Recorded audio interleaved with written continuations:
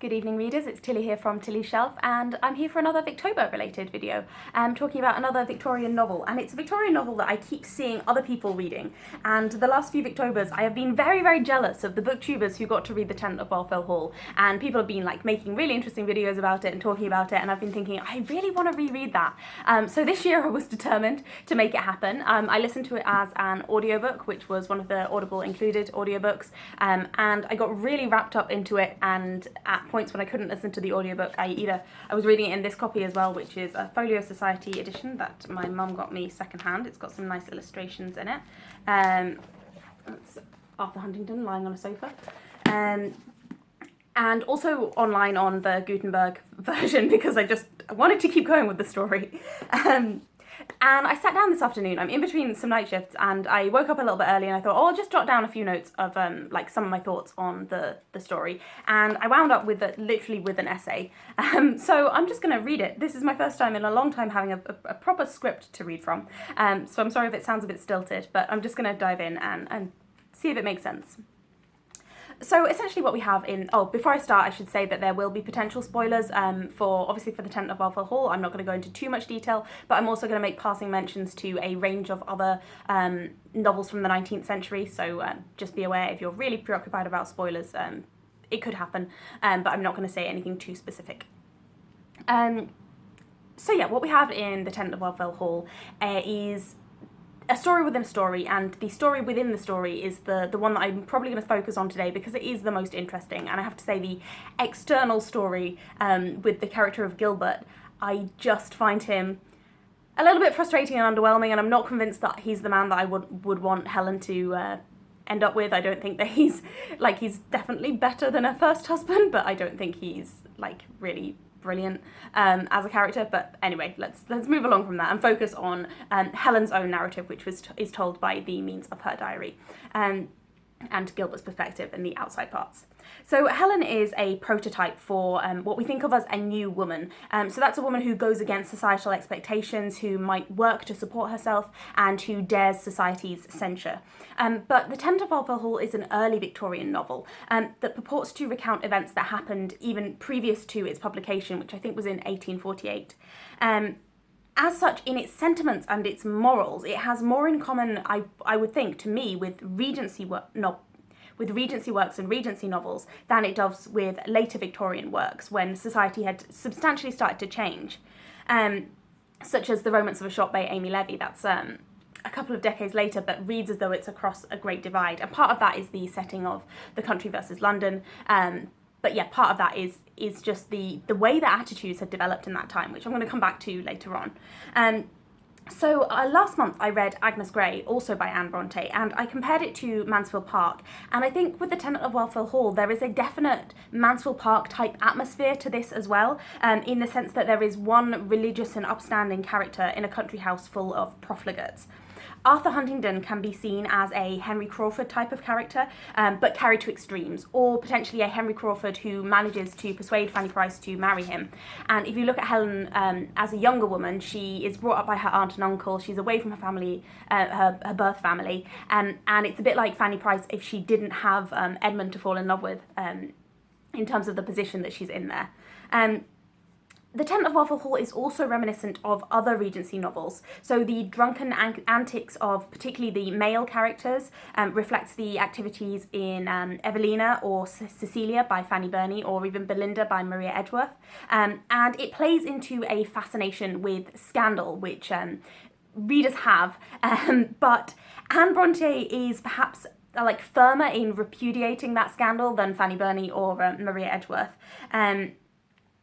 Possibly because of her personal experiences of how vice and addiction could wreck a family.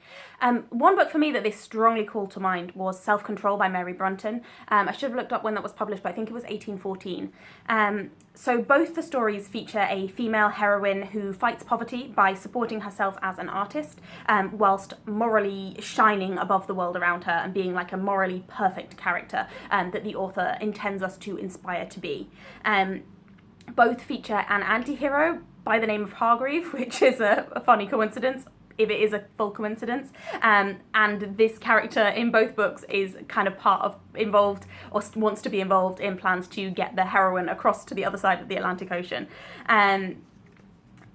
In The Tenant of Wildfell Hall, Hargrave is a side character as opposed to being the main villain. But yeah, I just found that a bit of a weird coincidence there. And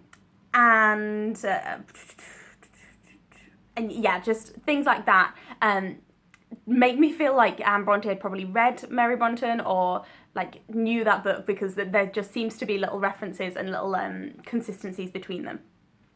Of course, it's impossible, when we're comparing Anne Bronte to other authors of the time, it's impossible to talk about the Bronte siblings in isolation. And the book that The Tenant of Wildfell Hall most begs to be compared to is Jane Eyre. So in many ways, they're the same story, just told in very, very different ways and with kind of reversals within the characters.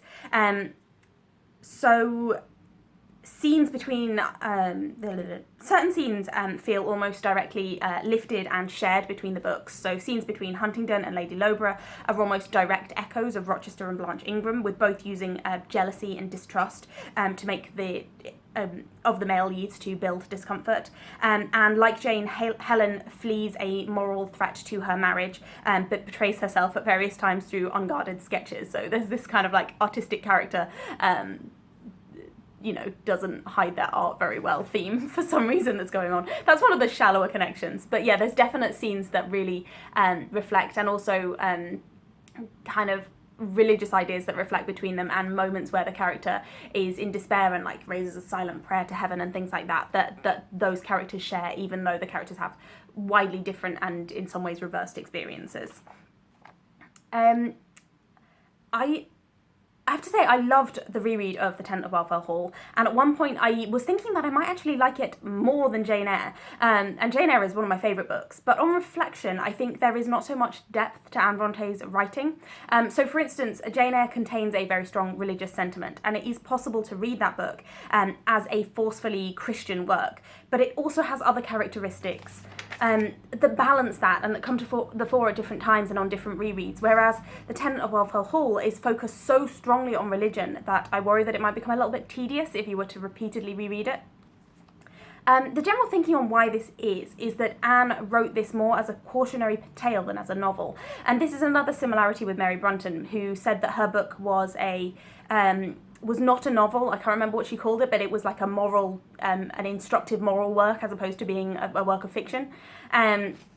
Anne was building on the distress that she had endured at seeing her brother Branwell behave inappropriately in a country house where they were both working, and go on to spiral into a decline that brought torment to the rest of his family. And she apparently very much saw it as her duty to write The Tenant of Wildfell Hall, and she hoped by doing that she might deter at least one young man from kind of moving down a path into alcoholism and gambling and vice and all of those kinds of problems.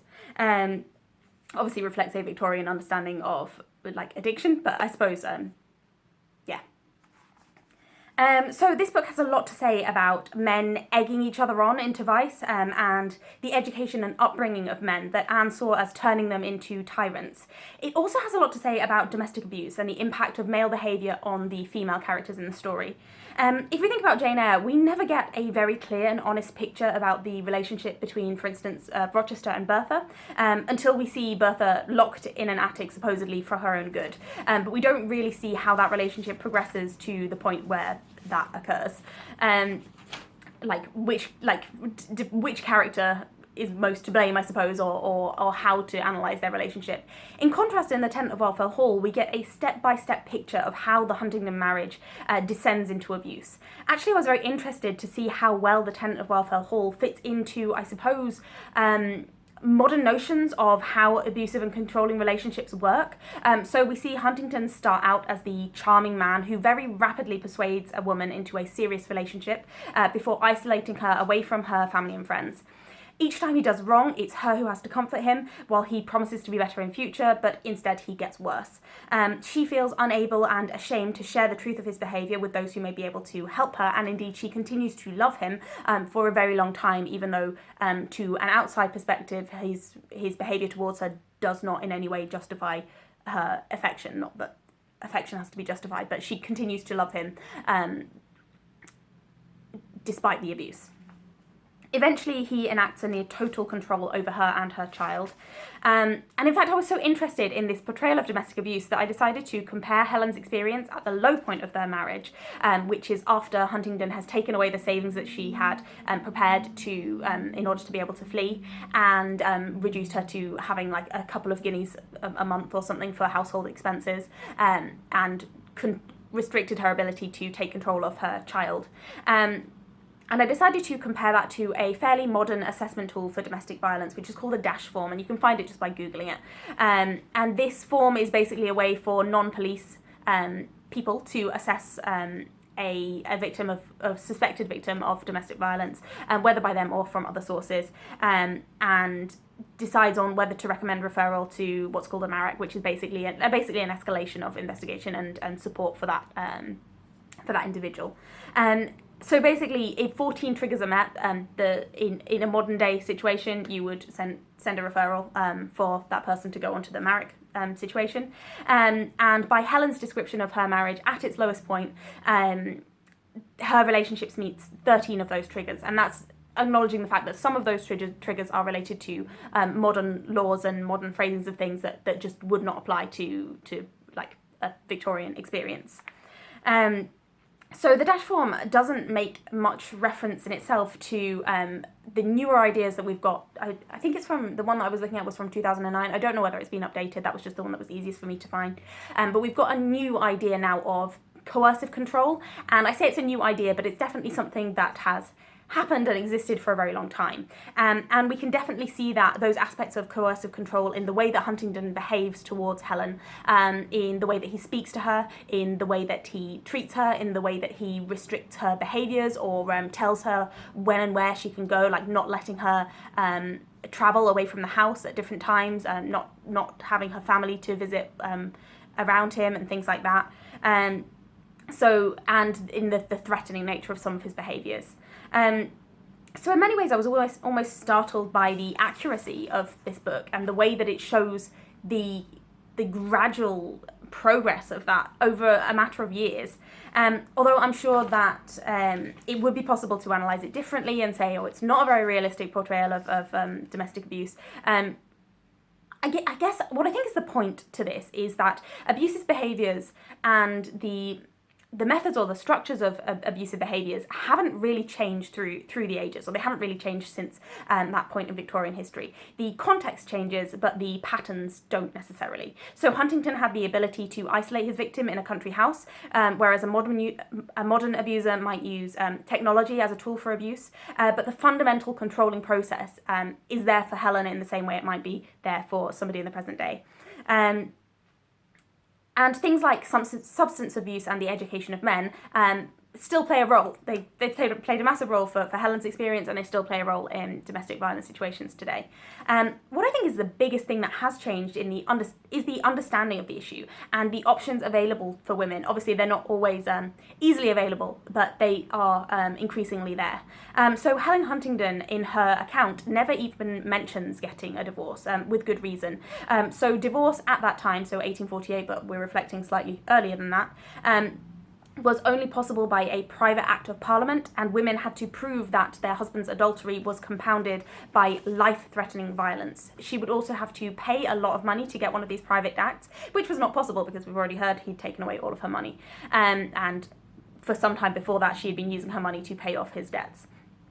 She would also have to petition to the court for custody of her son, and that would she was only able to do that until he was 7 years old. After he was 7 years old, she could only petition for access to him. She couldn't have full custody of him.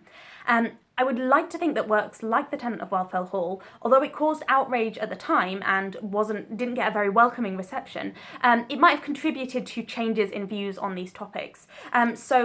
Like I said, 1848, this was published. In the 1850s, a movement for divorce law changes emerged in Britain, and there was campaigning around the issue and kind of more exploration of the issue, and that led to the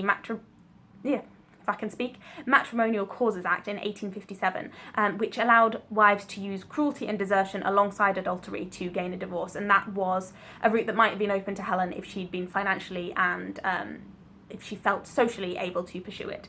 In 1873, there was an Infant Custody Act that decided custody based on the needs of the child rather than the rights of the parent.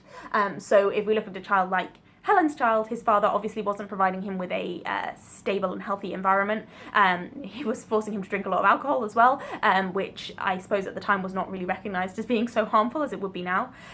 So she would have a route then to look at getting the custody of her son.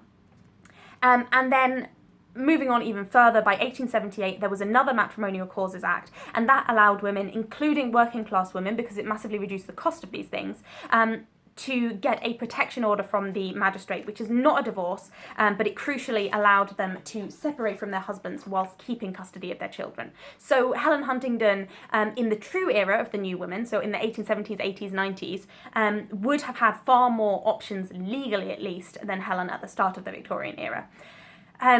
So it's really beautiful to see the process of change going through the Victorian era, and the massive societal progress that was made, not just on this issue, but if you look at like the whole story of the Victorian era, like there's so many little changes that takes it from being the society that we can recognise from sort of Jane Austen's England to more of a society that is more familiar today.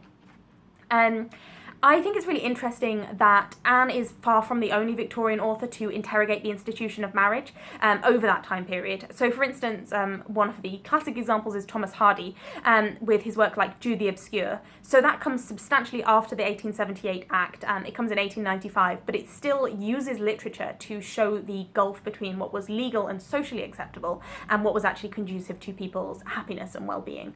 And he was far from the only author doing that. That was just the one that came to mind as I was writing that. So yes, that's some of my thoughts on the Tenant of Wildfell Hall. As I said, I really enjoyed rereading it. I don't think I would leap to reread it again, but I would strongly recommend it to anyone who has enjoyed Jane Eyre, particularly if you've enjoyed Jane Eyre but got a little bit disappointed by the ending and thought, you know, am I really comfortable with Jane getting married to Rochester? If you were in that situation, then you might be really interested to see how that kind of situation is turned on its head a little bit in the Tenant of Wildfell Hall. If you're interested in the New Woman and the development of the New Woman character, I think that Helen Huntingdon sits in the start of that role, leading on towards somebody like Sue from Jude the Obscure, where you see a progress through the Victorian era in terms of what women can do when they're daring the bounds of social norms, I suppose. So yeah, so I enjoyed that. I hope this was interesting, and have a lovely evening. Enjoy the rest of Victober. Take care, everyone.